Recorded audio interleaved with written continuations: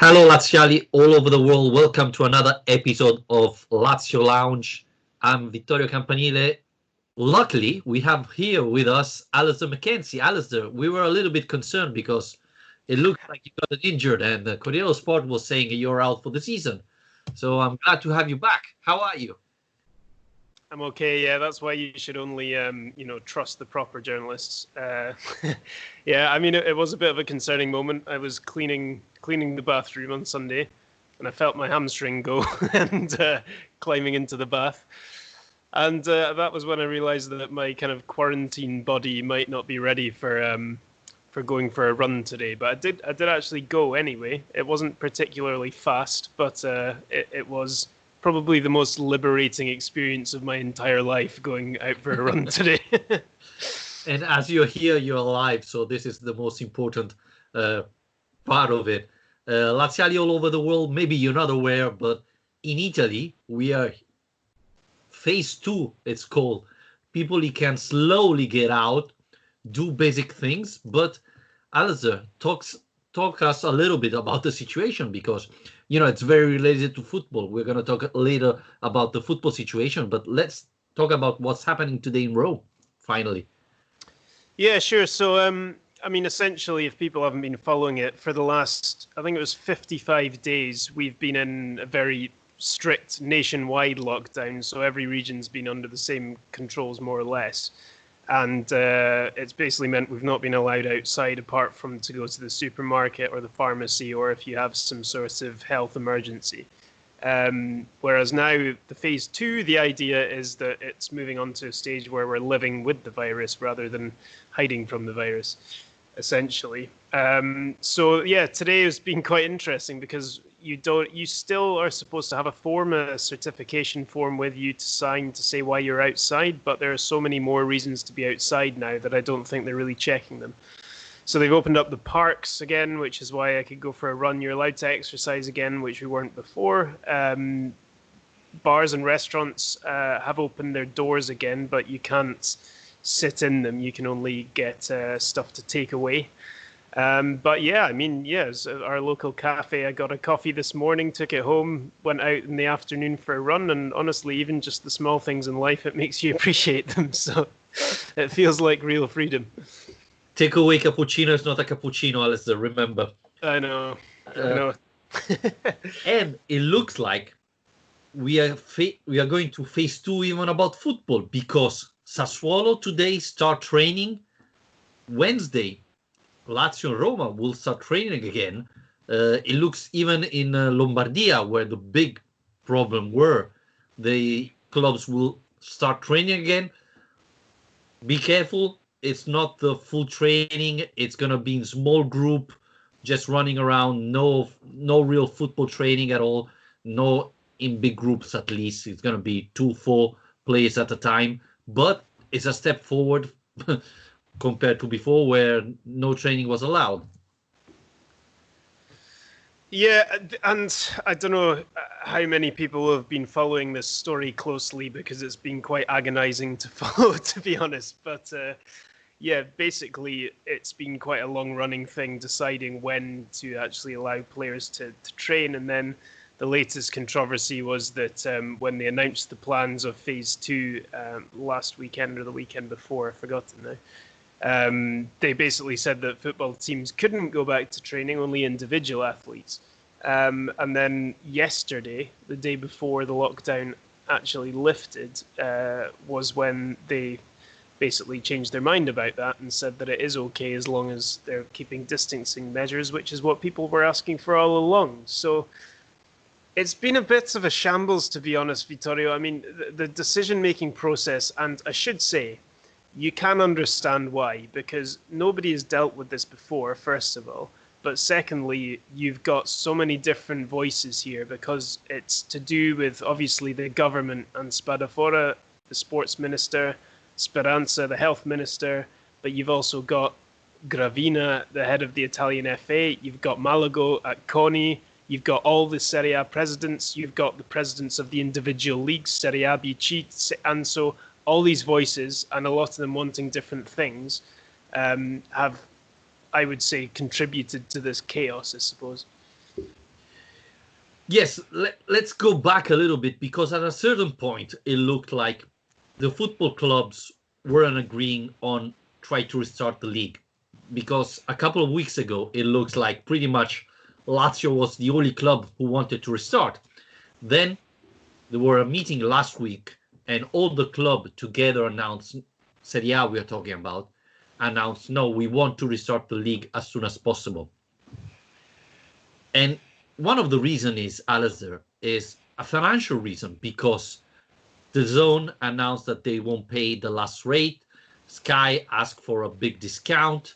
Already the clubs are missing the match day revenue, no? Tickets are not getting sold, and things like that. So Lazio at the end is probably the best club on a financial position, but clubs like Roma, even Inter, AC Milan, etc., are risking the bankruptcy if the Serie A doesn't restart. So they're all pointing to get the season restarted, and that was one of the biggest problems, because club like Brescia that is nearly relegated said, maybe we should stop and restart next year with no relegation. And so this created some confusion in the Italian press, right? Yes, yeah, absolutely. And it was, to be honest, pretty remarkable that all 20 clubs did then vote unanimously at one of their meetings to get the season finished. Obviously, the other side of it is UEFA have been encouraging as many leagues as possible to finish their seasons, albeit within a pretty tight time frame, start of August. But yeah, I mean, the financial side of things is the main thing, and it's not worth underestimating that either, because I actually wrote an article about Roma's finances recently, because they brought out their kind of biannual report last week. And yeah, I mean, that's a club, for example, who were in a pretty dodgy financial situation already after missing out in the Champions League. And then on top of that, in terms of comparable, I suppose, money they're missing out on, they were estimated to be losing about 10 million euros from the match days they won't be getting to host anymore, about 5 million euros from the sponsorship deals they won't be able to get from those match days either. And then on top of that, I think it's somewhere around 13 million for the TV money that not definitely will be lost, but could be lost. So, I mean, that is an awful lot of cash that you have already written into your accounts essentially before this happens. So I think a lot of people kind of roll their eyes at the idea of money dictating a decision here, and that's why it's been so tricky as well. I think it's been very important for them to be able to show that they're doing everything in the best possible interests of safety and security. But then that's been the other big issue, hasn't it, Vittorio, has been trying to get this training protocol agreed. The one that the Italian FA came up with was rejected by the government, and now it seems like that's essentially going to be the thing that decides whether or not the season is going to restart. Yes, because the biggest problem, I feel, is that the impression is that the Minister of the Sports in Italy doesn't want the season to restart. Spadafora, who maybe you're not aware, has no attachment to sports. He has no relationship with sports, doesn't come from a sport world, etc. Every time he talks about football is like he's talking about someone he hates. So last week he said that his priority is to open gyms and swimming pool, which it's important, but it's like, just to give you an idea, is like if Arabic stopped thinking about petrol and suddenly talk about, I don't know, water, and think that that's the top priority where they're getting money out of. Football, it's not a sport anymore, not only a sport anymore, it's a sport business. And all the other sports rely on the revenues of football, because football clubs pay taxes, that part of taxes go to help basketball, baseball, etc., etc. So that always has been the top priority of the sport minister in Italy, because that's where the money is coming from.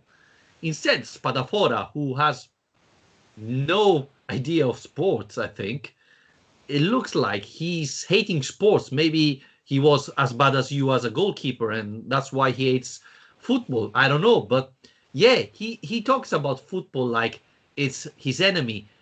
On Sunday, he posts on Facebook saying, "I'm reading a lot of things about football restarting. Nothing's have changed, and no clubs is allowed to train until the 18th of May. And at the moment, there's a big chance that football doesn't restart." This is not what a sport minister should write. He should be more optimistic. Instead of talking about gym, he should have been talking about professional sports. So, the impression I have is he doesn't want the Serie A to restart. Yeah, well, first of all, unnecessary jibe at my goalkeeping ability there. I mean, there's a reason they call me the Scottish Peruzzi. Well, I call myself that anyway. Yeah, I mean, that is a position that is shared, I think, by quite a lot of people. Spadafora generally has been, kind of scoffed at by a lot of people in the sports world for his take on this. It almost seems like from the start, though, that he has wanted to use this as an opportunity to almost put football in its place. And has constantly been kind of reminding everyone that, sport isn't just football and football isn't just Serie A. And that was, I think, something even said in Parliament. And it's almost kind of like trying to make a statement with some of the things he said that, they're not so dependent on this to work. But like you say, they kind of are dependent on it. It is a huge industry. And let's not forget, not just a huge industry within sport, but actually for the Italian economy as a whole, it's a big industry, the Serie A as well as a product. Yeah, so I mean, I guess that is one of the main reasons why there are still quite big fears that this week, when the government get together again, there's a chance that they'll decide to go the same way as France, who, if anyone hasn't seen it last week, decided to basically call the season off and award PSG the title, crown them champions, and freeze the league table in place for European places. And relegation. And relegation, yeah. Now, I think that would cause all sorts of complications, of course, in Italy. I think particularly a hell of a lot of legal cases would be thrown up almost immediately. But there is a real risk of that happening, and I think people need to understand that, because I think that the Italians were kind of leaning that way in the first place, the politicians, I should say. Have been kind of leaning in that direction, and the fact that France have gone ahead as the first kind of what you'd say top 5 league and actually done it may have emboldened them a little bit that it is possible. Yes, one thing, after 30 minutes of this announcement, Lyon Football Club already announced that they are bringing to court the Football Federation, because they say, hey, we still have the chance to reach the Champions League. It's not fair. So imagine what will happen in Italy. And a little bit of context. There are 3 sport newspapers in Italy. I don't think there are 3 sport newspapers in any country. And all of these sports newspapers, till page 11, are talking about football.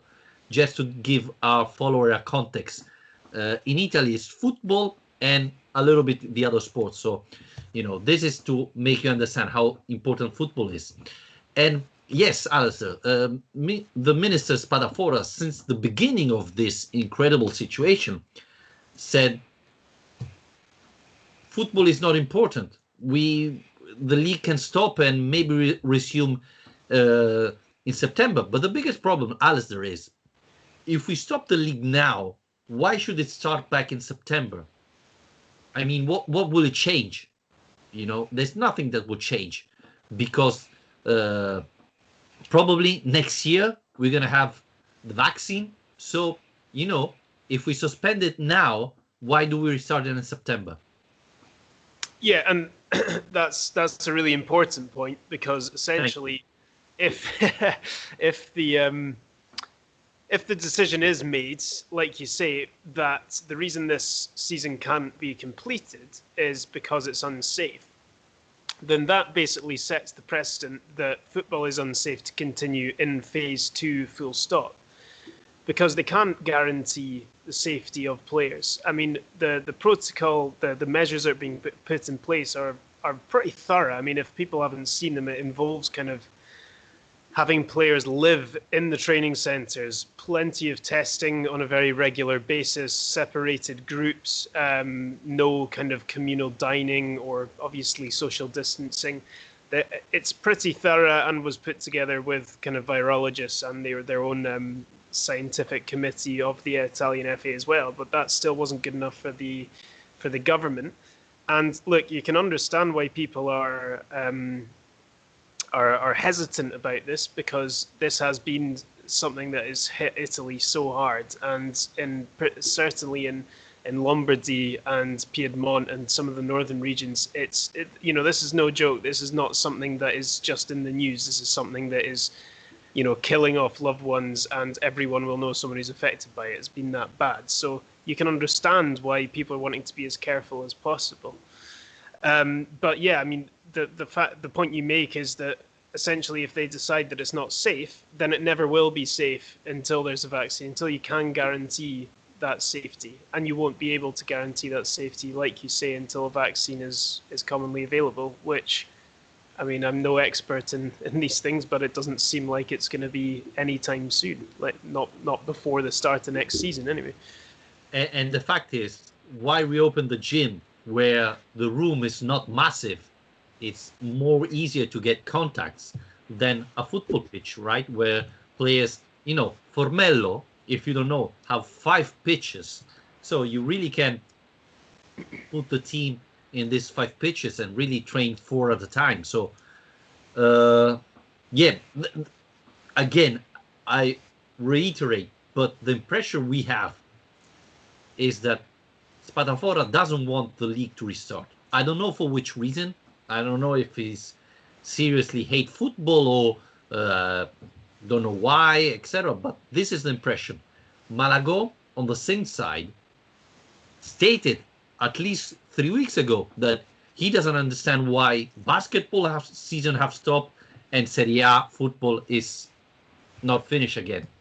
So he's pushing on that side. And obviously, having the president of CONI saying that is not helpful. Again, I don't understand why, because as we said at the beginning, all the money CONI is getting is coming from football. It's not coming from anywhere else.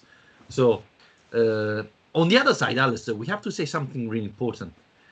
Because if Serie A stops, the season doesn't end, well, one of the team who gets benefit is Lazio, because next year, what's going to happen to Roma? Will they be able to start the season? AC Milan is in a terrible financial situation. Inter is struggling. Juventus is not in a good shape. Competition could be down next year if the season stops this Wednesday. So, a lot of people is saying, Lazio is terrible because they're pushing because they want to win the Scudetto. Lazio is doing it because they understand the importance for the other club. If Serie A stops, Lazio will be there next year, while I'm not sure Inter and Roma would be there, or at least not as well as now. Yeah, I mean, I think they'd be there, but yeah, I know what you mean. That it would be definitely a more level playing field financially than it has been in other years. I think, that's a good point. I mean, the cynical look, well, it's not necessarily cynical look, but it's quite an easy way of looking at it, I suppose, is to say, Lazio are having their best season in 20 years. Of course they want to restart because they want to try and win the league. But I thought Lotito, I mean, to be honest, I don't think the club's communications throughout this have been great. I think there's been far too much noise being made. Lotito's been too aggressive. Diaconale's been too aggressive. I don't think they've come off very well from it. But one of the points Lotito did make was quite a good one, hidden in there somewhere, was basically that, in if he were to look at it from a purely financial or purely self-centered basis, like a lot of people accuse him of doing, if the season finished now, he would be able to get away with freezing players' wages, which he hasn't done so far, and the club would be in the Champions League for the first time in 11 years, which is what he's been waiting for this whole time. If the season resumes, Lazio not only have to continue paying all their staff and paying all their players, which they have been doing, but they actually risk. People are focusing so much on the fact that they might win the league that they forget that actually after 2 or 3 months without playing football, anything can happen. This team could easily slide down the division, finish outside the Champions League places. I mean, we're hardly a team that finishes season strongly. So yeah, I mean, it's worth considering every side. I mean, it's a bit too easy to paint Lotito as the bad guy in every situation. I mean, he does give it to himself. He does kind of come across that way, but not all the points he's made have been totally terrible. No, by the way, we have to say that Diagonale is in the hospital. He had a surgery. We don't know what happened, but it has been an emergent surgery yesterday, if I'm not wrong. So we wish him all the best. We hope we recover. We don't agree with his communication style, but obviously we wish a speedy recovery for Diagonale. I wanted to say something else, but I completely forgot. I'm getting old. That's my problem. But yes, another important point is we're talking about Serie A, but if we think about Serie B and Lega Pro in particular, if the season doesn't restart, a lot of teams are going to fail. A lot of teams going to go bankrupt. So this is another very, very important point to remember if we're talking about football. Because a lot of people think, oh, well, Cristiano Ronaldo's full of money. He doesn't care. Yes, but around football, there are sport journalists, freelancer, cameramen, doctors, physiotherapists, etc., that live around this business. And unfortunately, doesn't get the money of Cristiano Ronaldo. So when we are talking about football and the business around football, we have to think about all these people involved and not only the football players. Because Serie A players, they're fine. Even if the season doesn't restart, they have enough money to subscribe to Lazio Lounge. But all the other part, they would struggle, So this is important because in Italy, a lot of family are living thanks to football, thanks to sports. So this is an important message that the sports minister should remember, should have in mind. And I think he doesn't completely ignore it. Yeah, absolutely. And yeah, compared to the other sports, that's where it really makes a difference, because that's where it's not right to say, why should football be treated this way and tennis be treated this way? Because the number of people employed in the football industry compared to any other it's like night and day. And yeah, like you say, this isn't really about the footballers. I mean, it's such an easy way for people to criticize the idea of coming back, is just to say, oh, well, they're millionaires anyway, they're paid enough. But it's not really about them, is it? It's about the groundsmen or the stewards at the games or the people who work in the catering business who depend on this. The hospitality staff. There's every single time I go to cover a game at the Olimpico, I see the same faces at each stage. The gate as you go in, the next gate as you go in, the press people, the hospitality people. And you're talking about hundreds and hundreds of people essentially for each club doing this. It's not just about the footballers, it's a big industry that affects a lot of people. So it's only right, and this is another argument I've heard, any business that is suffering from the coronavirus right now is trying to work out how it can get started again in a safe way and a secure way and a responsible way. Why should football be any different? Why shouldn't they be trying to work out how to get back? And so the criticism of the actual attempt to find an answer to this, or the attempt to find a solution, just it seems crazy to me, because I think you need to at least try and work out a way of making it happen, because so many people depend on it, and it's so important for the sport as a whole and for the Italian economy. Yeah, as people doesn't understand, but football is one of the top business in Italy. So this is why it's so important for Serie A to restart. But, I was listening to a webinar last week. It's even important for Premier League because it's going to shape the future of Premier League. So that is one of the richest league in Europe, in the world about football. So this tells you how important restart the season is. But I think we can move Alistair, because There have been a couple of very important news coming out last week about Lazio. One of is about Milinkovic-Savic. Now, we complain a lot about the communication of Lazio, and it looks like Milinkovic-Savic renewed his contract, but there hasn't been any official announcement from the club, which is really silly, but at least we can say that this is a very good news. Yeah, I mean, this has kind of been a theme of the lockdown, I think, is hearing and reading stories about Lazio players signing contracts without actually seeing any confirmation of any Lazio players signing contracts. But yeah, I mean, if true, obviously terrific news and no great surprise considering the season the club have had and the position the club is in and the direction it's going. It was also interesting, I thought on the back of that as well, that the interview that Iglitare did yesterday or the day before, and when he mentioned Milinkovic-Savic and basically said, he was very honest about it. I thought surprisingly honest in a way, in that we haven't heard necessarily people discuss transfer rumours that openly. But he said, he was asked what would happen if the club was given a 120, 130 million euro offer in the summer for him. And he basically said that, if a player wants to leave, then it's not the club's policy to stand in their way. And in the past, when there have been approaches made for Milinkovic-Savic, it's either been the club who's been tempted by it or it's been the player who's been tempted by it. But it's never got to a stage where they both wanted to take it that far. And I thought that was really interesting insight. I mean, obviously there'll be another side to that story, but I think it does tell you a lot. Like you said as well, that he's been at the club for 5 years. There have been opportunities, and we've mentioned this before, but if Milinkovic-Savic, any summer almost he's been at the club, wanted to leave, it wouldn't have been hard for him to kick up a fuss and try and get a transfer, because like Felipe Anderson, like Keita Balde, like Lucas Biglia, he probably would have got one if he really wanted one. Yes, I totally agree, and this shows you how Milinkovic-Savic, after all, he's enjoying living in Rome and playing for Lazio. Now they're talking about a new salary. He's getting something around 3 million euros, which is a big increase for Milinkovic-Savic.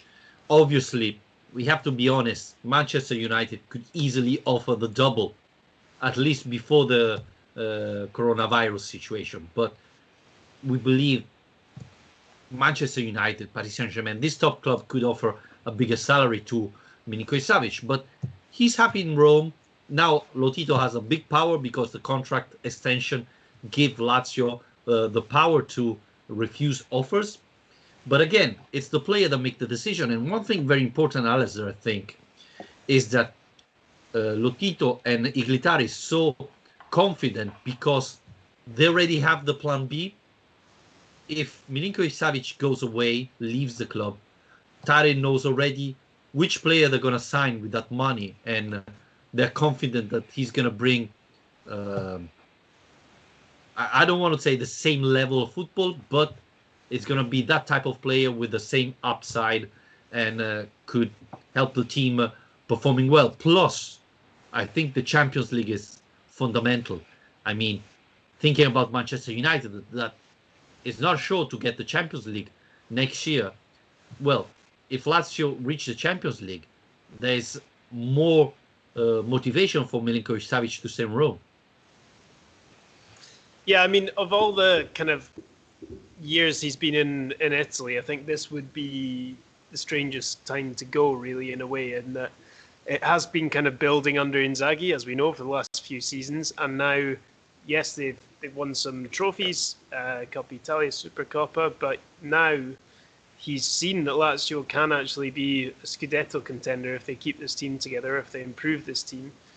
And on top of that, Champions League football's around the corner, which is something that he's not experienced yet, and which, as we know, is just generally the goal for most players to be appearing in that competition. So, yeah, I mean, it's something that I've often been asked, and that is generally just asked when a team kind of overachieves, is, oh, well, is the natural next step that this team's going to be picked apart in the transfer market and they're going to sell off their players? And I think looking at this Lazio team, we have every reason to be quite confident that that's not going to happen, because when you think about Milinkovic, we've just discussed, and then you've got Luis Alberto, who's just been on Instagram telling everybody that he would have already signed a contract if it wasn't for coronavirus. Ciro Immobile is not going anywhere. I mean, Acerbi's not going anywhere. The only players you would think that might eventually go would be maybe the likes of Tuco Correa, who's said he wants to play in the Premier League at some point. I don't know. I mean, I guess the core of this team, the spine of this team, looks pretty settled. And I just think that if we can get one more summer of magic out of Iglitare to actually improve on it, this team, it could be even better next year. It should be even better next year. Yeah, and talking about Luis Alberto, he said, we are pretty much the same team in the last 3-4 years, and this helped us create this amazing group. He said that one of the secrets is that we know each other so well. We know how to play, how the other player is going to perform, etc. And this obviously boosts our performance. Luis Alberto said that he's going to sign a contract till 2025, and he's going to take the place of Simone Inzaghi, so we're going to see.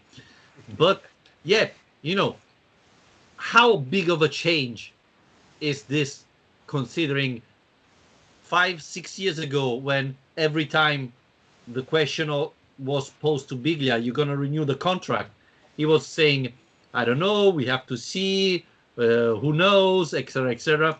And now players are saying, yeah, well, I would have already signed the contract, etc. This tells you how things have changed. And I don't stress enough that the atmosphere in the team have completely changed. Keita, for me, was a better player than Correa, but was him a teammate, a perfect teammate? Biglia, overall, you could say that was a better player, better playmaker than Leiva, but wasn't the perfect teammate, wasn't the perfect captain, and so on. I think the group now is much better, and this is why Lazio is having such great performance.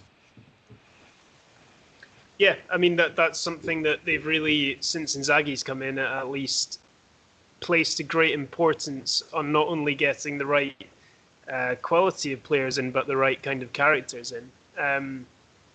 I mean, Felipe Caicedo's a great example of that. There was almost nothing to lose with him. I mean, he only cost a couple of million euros. He was never going to be a particularly prolific striker, but Tare saw something in him, and a lot of that will have been the fact that he had this work ethic. He had this incredible desire to prove people wrong who were going to underestimate him. And we've seen that way more than I ever would have expected. And the way his first season went, a bit of a disaster. It would have been very easy for the guy at that point to just say, I'm going to wash my hands of this. It's not worked out. I'm going to do something else. I'm going to go back to Spain. But instead, he decided to work harder than anyone, and it's been incredible, the turnaround, not only in the way that the fans look at him, but in the way his own performances improved as well. And yeah, I mean, it says so much that all these players, like you say, openly talking about wanting to do this, wanting to sign contracts, is very different. Like you say, the Stefan de Vrij thing is not that distant in the memory now. So, that's clearly been something that the club never want repeated, is to lose a big player for nothing. But yeah, I mean, it's great to see that atmosphere is kind of continuing throughout this. Anyone who's spoken publicly, who's spoken to the press, has been talking about being desperate to get back at it, and can't blame them, because I mean, look, this is a dream season they're having, absolutely flying. I mean, you got to feel sorry for the players as much as for the fans that they were interrupted while they were seemingly unstoppable, to be honest. By the way, Ciro Immobile on another Instagram live said he wants to retire as Lazio player. So that's another positive things to say. There have been a lot of rumors of Immobile going to Napoli. He said he had the chance in the past, but now he wants to retire as Lazio player. So again, it's a little bit surprising to read this type of quotes from a Lazio players. Bring me back to the Cragnotti era, where everybody wanted to come to Lazio and nobody wanted to leave. So it's good to be back there. Alistair, there have been a lot of talk if the Serie A restarts. People said they should be playing every 2 days. Others said, let's do a playoff. Lotito said, well, maybe a final between Lazio and Juve should be more fair. What's your point of view on this? Well, from a pure fan perspective, the idea of a playoff would be brilliant. A one-off playoff, considering how well our games against Juve have gone so far. No, I mean, well, my view on it is to be honest, a little bit boring, because it's exactly more or less what UEFA have been saying, which is that the priority has to be finishing the season properly. Because I think in order to give this season a shred of sporting integrity, it has to be completed in the normal way. To be honest, I think they should take as long as they want doing that, because I think it makes a lot more sense and it's a lot less damaging in the long run to start next season under different rules than to change the rules halfway through this season, more than halfway through this season. So to stunt it and bring up a playoff, or to relegate teams before the season's finished, it's not right, in my opinion, and I don't think that it's something that will be looked back on fondly in history. I think it's the kind of thing that will cause divisions and problems for years and years and years down the line. I think if the focus is on trying to complete the season in the way it was originally meant to be completed, and they give us as long as they need to do that, then at least at the outcome we've got a proper completed season. After that, if we need to change things, fine. They can do that. I mean, the Scottish season, for example, is the top flight in Scotland is a 12-team league. And the way it works, so that not everyone plays each other too many times, I mean, they do anyway, but is that you play each team 3 times, and then after the third round of fixtures, the league is split in half, top 6, bottom 6, and then you have a championship round and a relegation round where those teams play each other. So, for example, you can mess around with formats in ways that actually reduce the number of fixtures you need to play. And I think there are a few kind of inventive ways people might be able to come up with a stunted season after this one, for example. But I just think it's going to cause so many problems if they go into playoffs, if they start handing out championships. PSG's a bit different because they were always going to win that, but if they hand Juventus a championship when they're 1 point ahead of Lazio, it's not right. And to their credit, they've said they wouldn't accept it. But yeah, it's a hard one. It's a really, really hard situation, because then you look at Liverpool and they kind of have to be given the title. But would you play till the end of August, or would you try to play every 2 days like someone is saying? Because if you play one match every week, you will imagine the season will start in half of June. You will end August, and you're Scottish. You know how hot Rome is in August. Imagine playing football. I mean, you have to be thinking about this as well. We are not in England. Yeah, exactly. Yeah, and I heard someone making the point with that in La Liga as well, because if somewhere like Sevilla or something where they have to kick off games at 1 a.m. to be able to actually do it. Yeah, I mean, already in August, all the early rounds of the season are only evening games. They're all late kickoffs. If people remember at the start of the season, that's the reason, is because it's too hot. Yeah, if you're telling these players after sitting on the sofa for 2 months and doing a bit of training to then play a game every 3 days in kind of 30, 35 degree temperatures, it's unrealistic, and actually it's probably unsafe as well. But the UEFA have set this deadline, and that's the concern really, is because it just doesn't seem to me realistic that they're going to be able to actually get things finished before then. Yeah, that's the problem. That's the biggest problem, because again, it's very hot even in July in Italy. So it's going to change the way. Obviously, playing every 3 days to finish the season in time will be costly. I'm talking about injury, because players not playing for 2 months and then suddenly playing every 3 days is going to be very hard for them to not get injured. And obviously, we have to talk about Lazio, because, one of the things about Lazio is without the Europe League, Lazio had a big advantage. They didn't have to play twice a week, and now suddenly they're all back together. But Juventus and Inter have better solution, more solutions. So this will be a huge disadvantage for Lazio. But during playoff, I know you like that idea, but I think it wouldn't be fair for Lazio to play, playoff with Roma that has 70 points behind. It should be, maybe a three playoff with Inter, Lazio, and Juventus for the Scudetto, and then. No, sorry, I was saying I liked Lotito's idea of a Lazio Juventus playoff. Okay. But so it obviously it never happened before, so you don't have the solution, and every solution will be contested because this is how Italian think. So it's gonna be really complicated. I don't know what is gonna happen because again, my impression is that Spadafora will try to do everything to suspend the league and not restart it. But yeah, and this is the thing: is it's ultimately out of the football authorities' hands. It's not. It doesn't really matter, even if all 20 Serie A clubs, all the Serie B clubs, all the Liga Pro clubs, Malaga, Gravina, even if they all come together in one big statement and say, okay, we're going to do this, then the government can just turn around and say, well, no, we're not allowing it, and that's it. So it's not actually really anything to do with the people who are used to organising football and who know how to organise football. I mean, obviously, it's up to them how to structure it, but in terms of the decision of whether it continues or not. But I mean, we've not even touched on one of the other points. I mean, you mentioned there the advantage that some of the bigger squads will have in terms of the kind of new season when it comes up again.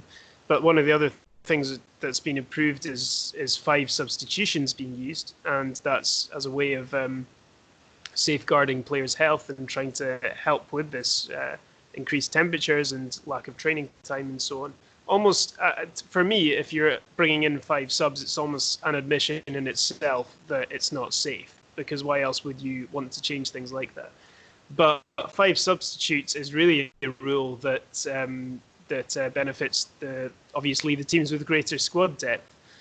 Lazio's squad depth has improved, yes, but if you did look at a Lazio-Juventus game and you saw Lazio's bench versus Juventus's bench and you could change half of them midway through the game, you're talking about a completely different kind of contest, I would say. Yeah, absolutely. And this is another big disadvantage. They tested in Lega Pro this year, and one thing is that came out is that you can really change your team and you can be really, really offensive and then change it when you want because you have 5 substitutions. So, Inzaghi would be really offensive minded and then in the second half completely change the team and be, a little bit more defensive. But if you think the bench, the option Juventus have, the Lazio played with Johnny against Inter and, we don't know if Lulic will be back, if Leva will be back. So it's a big disadvantage for Lazio. I don't think it's still official that there are going to be 5 substitutions, but UEFA approve it if they want to apply it. So we're going to see what's going to happen. But obviously, for Lazio, it's going to be a big disadvantage comparing to Inter and Juventus. Obviously, if we think about Atalanta and Roma, maybe the gap is not that wide. I think Atalanta has less solution than Lazio. But yeah, it would change the game, also. That's a fact. Yeah, exactly. And I don't think there's any way around that. And I think that is just in its substance going to be one of the reasons that this season's already ruined, obviously. No matter which way it goes, no matter if Lazio even win the Scudetto, there's always going to be an asterisk after 1920 season in the history books because of this, understandably. So, yeah, I think as long as the season, I think they should try and restart if it's possible, if it's safe, in order to be able to save the game and save the clubs. And there's this trickle-down effect with the TV money as well we've talked about, so not only save the Serie A clubs, but help out the lower league clubs as well. And yeah, otherwise I think just yeah, try and avoid the most controversial decisions possible. I mean, what's your gut feeling on it? I mean, that was one thing I wanted to ask you before we finish. Is my this week really? I have just changed my opinion on this, and it's not about what I want, but what I think is going to happen, and I just can't help but feel now that they're probably going to call the season off. Yeah, unfortunately, I have the same impression because, as you were saying correctly, it's not the Lega Serie A who's going to decide; it's the government. And as I said, that since the beginning, Spadafora has a clear mind. He wants to stop everything, and they're going to have the power. I think Wednesday they're going to have this decision, and I think that's what he's going to try to do, to stop officially the league. And the fact that Ligue 1 did it in France, it's not helping the situation. We know that Germany is going to restart. We know that Premier League is going to restart. The fact that Serie A didn't put a date, that Ministro Spadafora has been very careful in not putting any date to restart, it made me think that this is his priority, to stop everything. So yeah, unfortunately, it's not what I like. I totally agree that in any case, this Serie A has been changed, and it's not going to be football this year, because even if you restart playing every 3 times a day, 5 substitution, it's going to be completely different. But my fear is that Spadafora is going to do everything in his power to stop the Serie A. Yeah, well, we'll wait and see. We should have a decision this week, so hopefully by the time that you've listened to this podcast, it's not already out of date. That's all we can hope for. Yep. I should say as well, before we wrap up, that we do have another Lazio Icons podcast coming your way. We've not forgotten about it, but it's been postponed for now, so hopefully a treat. And then we might be moving on to something new after that, until we have football to talk about again. Yeah, let's hope football comes back as soon as possible. Again, Alistair McKenzie, thank you very much. Are you going out tonight just to have another dip outside? Have another dip? No, it's almost my bedtime, Vittorio. So gotta behave. Well, Don't want to get too excited by this. Thank you, everybody, to listen to the podcast. Remember, you can subscribe to our YouTube channel. We have video now, so you can even subscribe to our YouTube channel. Rate and review the podcast on iTunes. You can follow us on Spotify, Spreaker. And if you like the show, visit our shop. We have a new T-shirt out. And you can support us on Patreon, patreon.com/Lazio Lounge. Thank you again, Alistair, and we're going to talk next week. Cheers.